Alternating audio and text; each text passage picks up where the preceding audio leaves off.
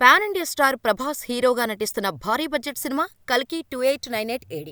Vyjayanthi movies బ్యానర్పై అశ్వనీ దత్ భారీ బడ్జెట్తో ఈ సినిమాను రూపొందిస్తుండగా నాగస్విన్ దర్శకత్వం వహిస్తున్నాడు.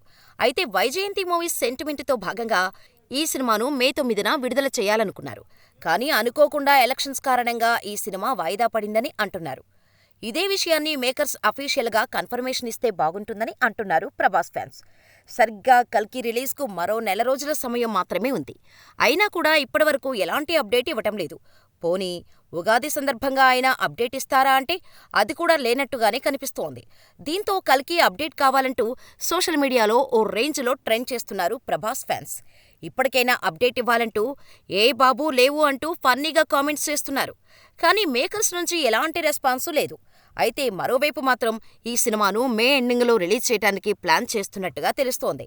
మే 30వ తేదీన కల్కి 2898 AD రిలీజ్ అవటం గ్యారంటీ అంటున్నారు. ఆ రోజు గురువారం అవుతుంది. దీంతో లాంగ్ వీకెండ్ కలిసొస్తుందని భావిస్తున్నారు.